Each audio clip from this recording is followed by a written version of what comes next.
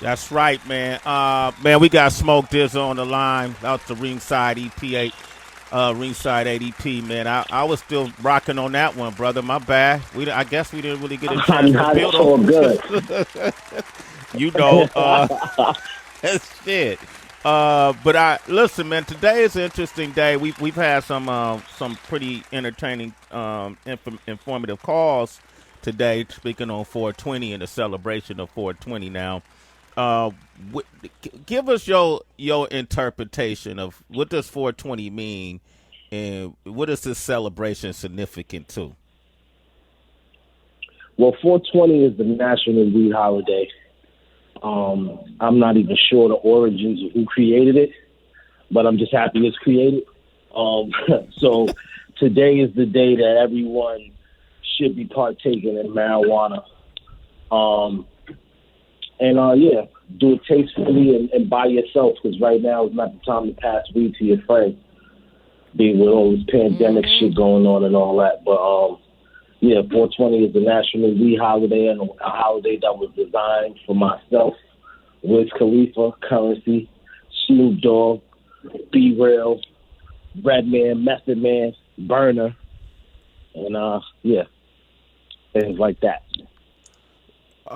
Let me ask you this: when did you first start? I know we talked about this stuff before, but we just had a really heated caller about smoking medicinal, and he feels like that shouldn't be something that's celebrated in the community. But when did you first start smoking, and what was the reason?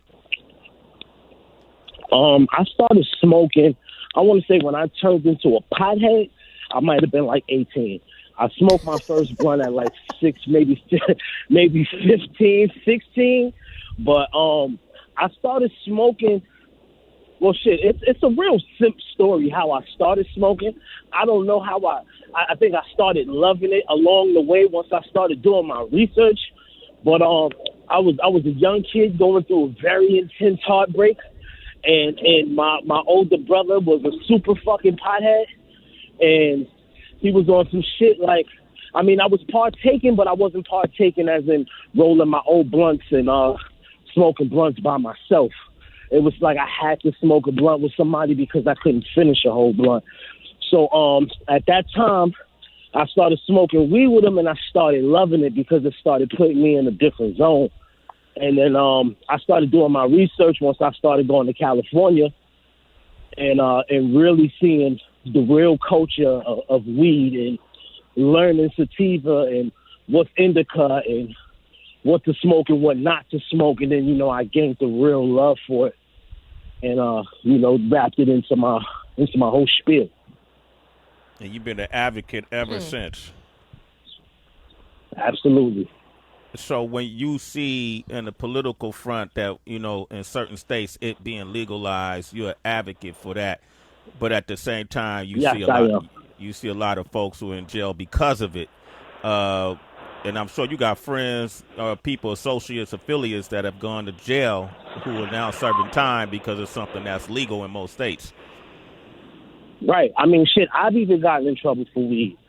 So yeah, I think a lot of those guys, their records should be expunged because it's going legal in so many places, and weed is here to help more than hurt. Cancer patients use marijuana for different reasons and different benefits. So I think it's more of a medicine than a drug. Okay, now the worldwide smoke session tonight. You guys are actually doing a live stream, correct? Correct. We're doing a live stream with Weed Maps where we're hosting it, the Smokers Club, myself, Johnny Shipes, and Shipes Bubs. And we'll have a lot of cool people on there. Babies, Cameron, Burner, Wiz Khalifa, Ari Lennox. A lot of people are going to stop in and Chief one with us. And how do you avoid the same kind of technical difficulties we just witnessed Saturday with Teddy Riley and Babyface with all those folks chiming in? You know what, Sway? I had so many TR moments this weekend just being on Instagram Live. and not having stable Wi-Fi. But the best thing is to have stable Wi-Fi. That's the only thing to keep you from those Teddy Riley experiences. Shout out to TR. He's still one of the greatest. But yeah, have good Wi-Fi and keep it simple.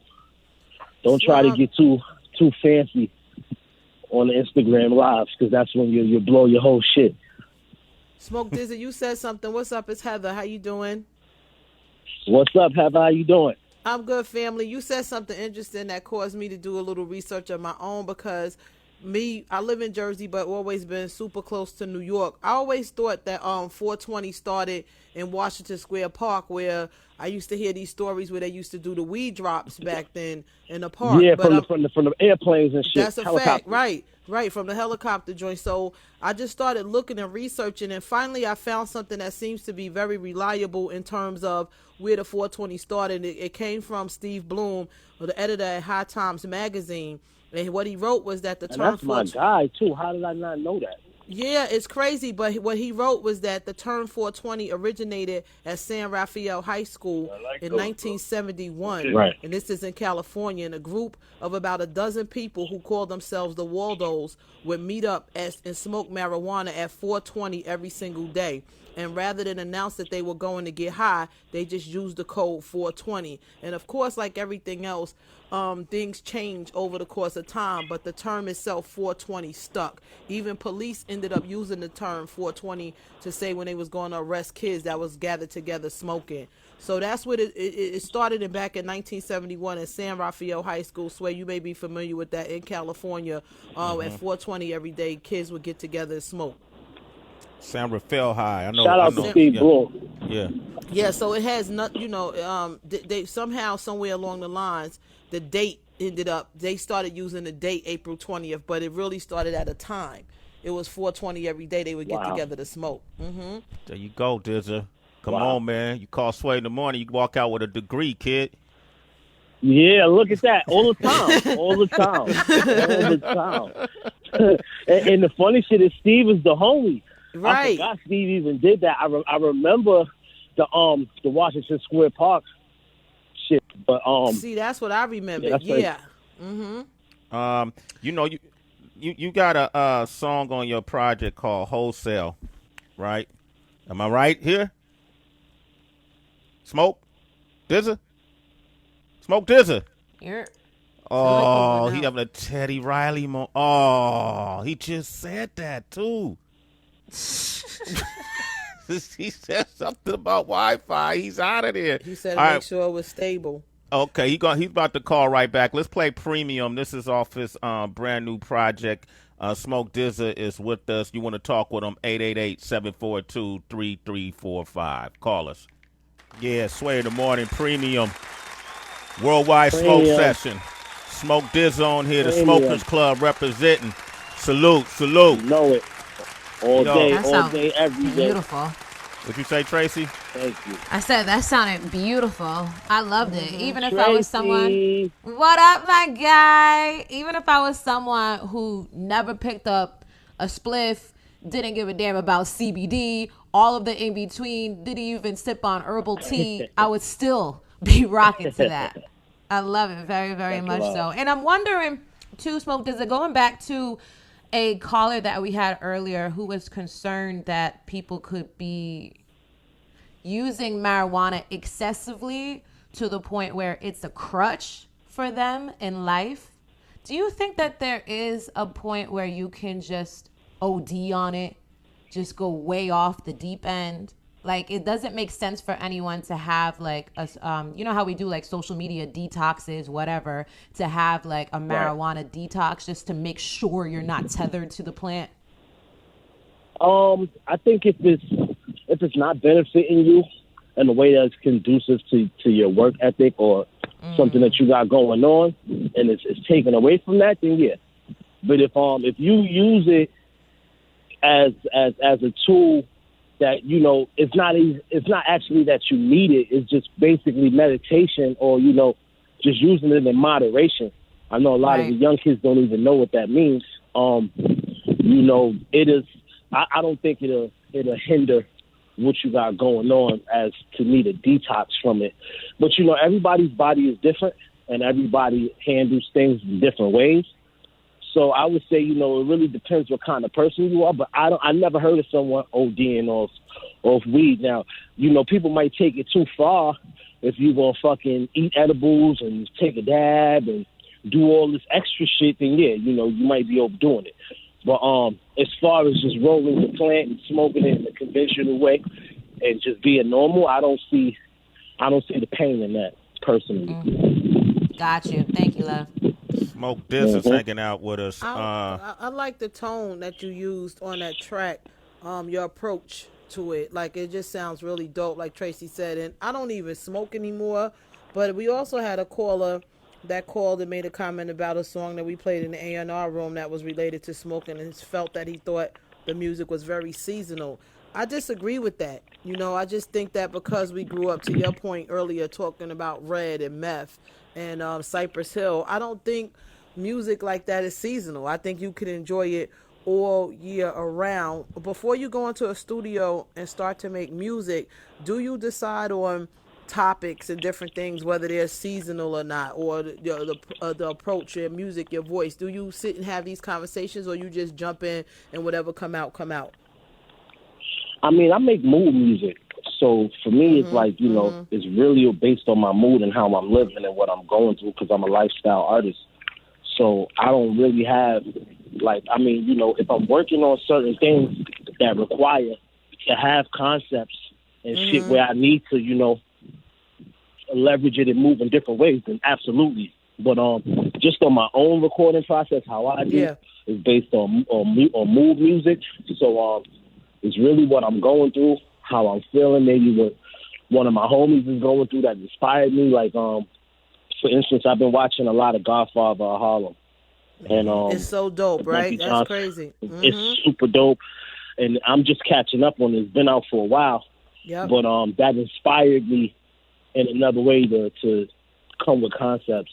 You know, like the relationship with Bumpy and his daughter, with how she felt about him, how he viewed her, and how she was hooked on drugs, that whole love thing, and then conforming and being a Muslim and all that. Like, that was inspirational for me to come with certain lines and certain concepts for moving forward, because this is new in my life. This is just 2 days ago.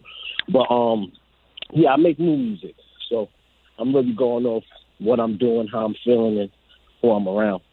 Got it. Smoke DZA hanging out, man. We talking about the new project that's out today. You're also doing a live stream. Who's going to be featured on the live stream again? Davies, Cameron, Burner, Wiz Khalifa. I think Ari Lennox is dropping in. It's a lot of people that's supposed to be dropping in. I think I seen Billy Ray Cyrus on there. I mean, it's a lot of people that's going to be dropping in and come take the tokens, talk their talk. Yo, do you know Billy Ray Cyrus?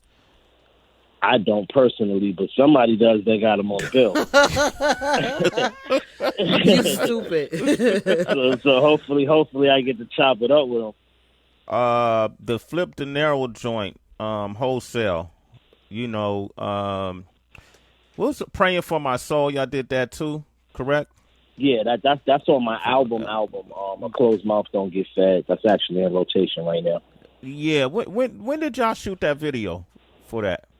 Yo, you want to know? Interesting. We shot that video the first day of the pandemic, before we really knew what the shutdown was going to be and everything. So it was really up and down, just because we didn't know what to expect, even being out there shooting. Nobody knew the magnitude of what this was going to be.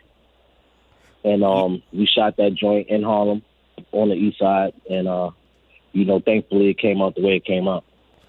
And I noticed you had a mask on in the video at that time, but you were the only one wearing a mask at that time. What did Flip and all those guys say when you had the mask on?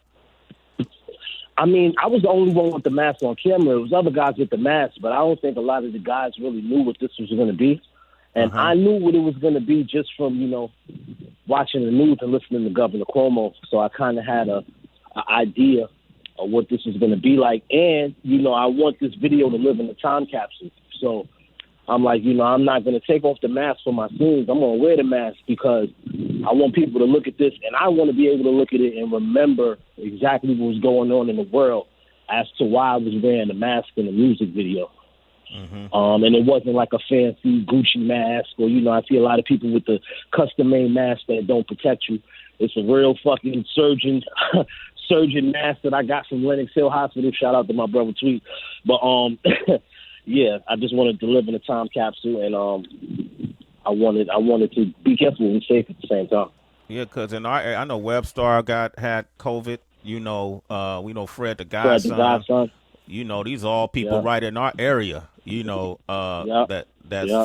dealing with it right now. I want to take some phone callers too, man. We got BJ in North Dakota on the line. What up, BJ?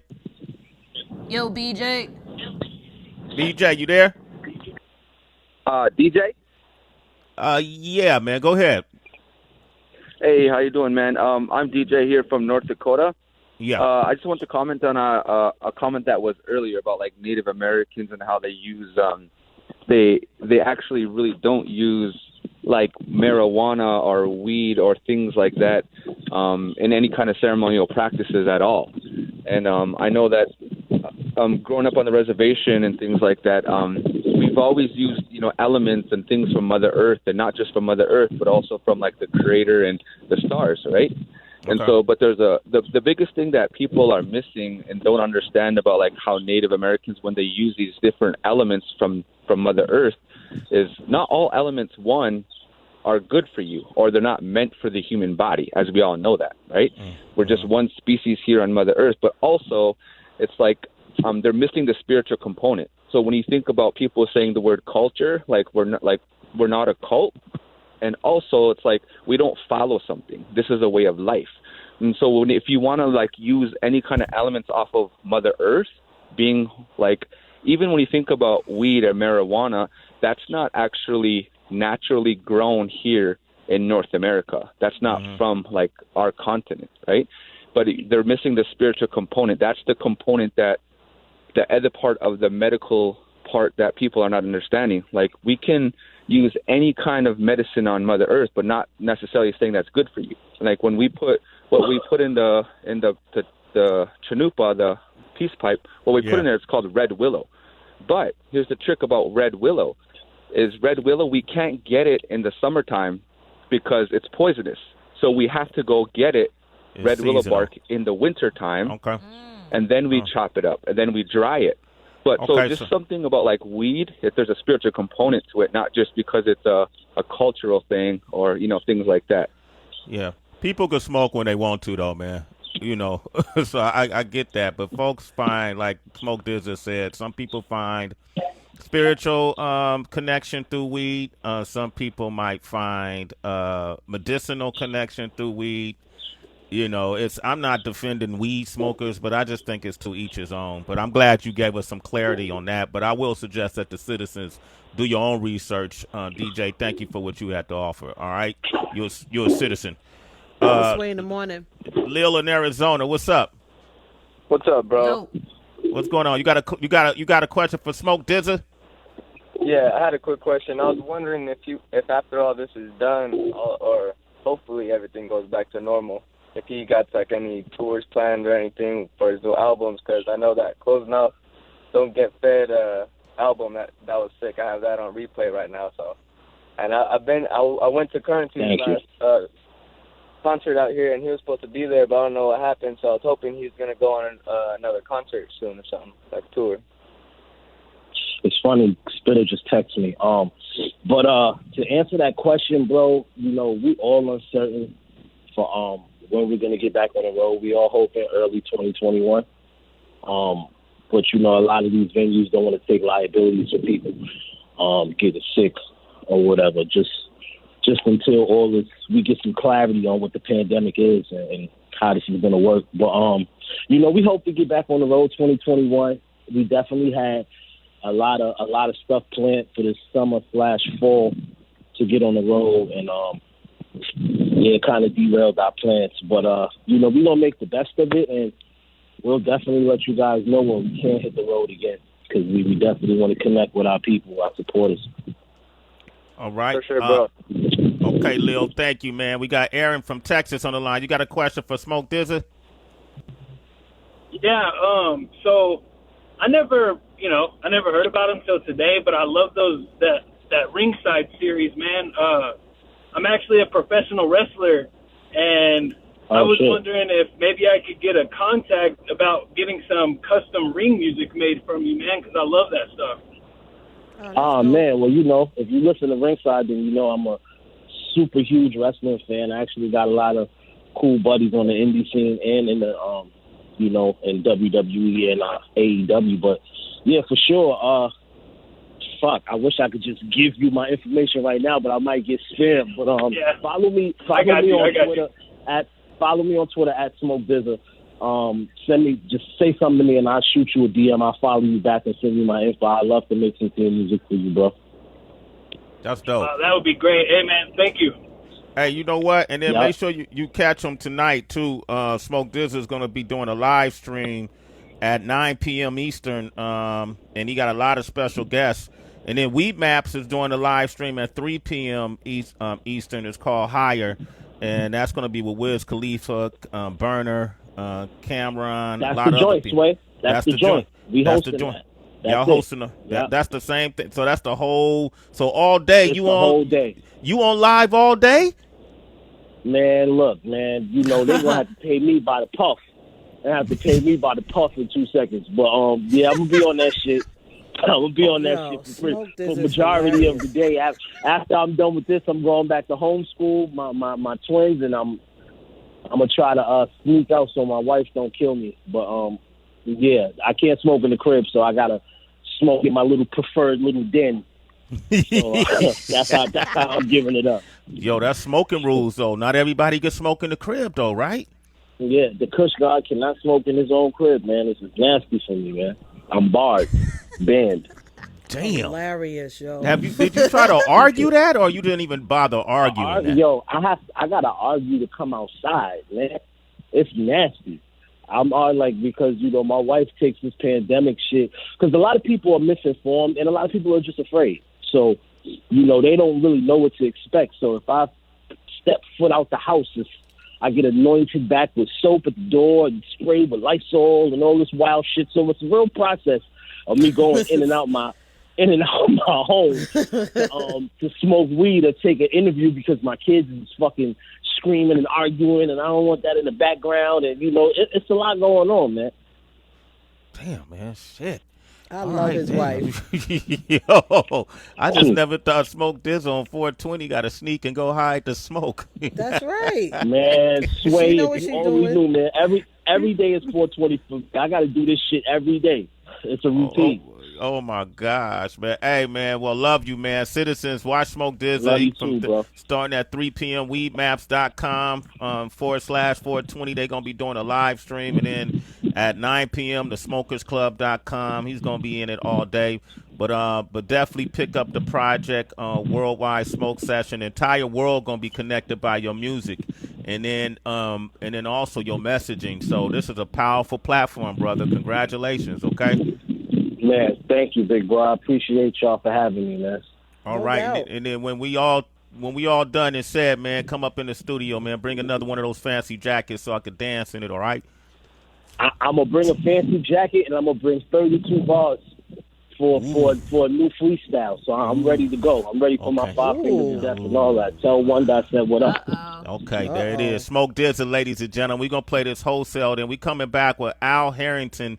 Al played on about 50. That's my guy. You know Al? Wait, hold on. Let me put him up. Hold on real second. Brother. Hold on. Hey, Al, say what up to Smoke DZA. Smoke, what up, son? Al, what up, baby? Send me some of that viola, man. Stop playing. I got you, Daddy. You know, as soon as this shit over with, man, they got us fucked up right now. Excuse my language.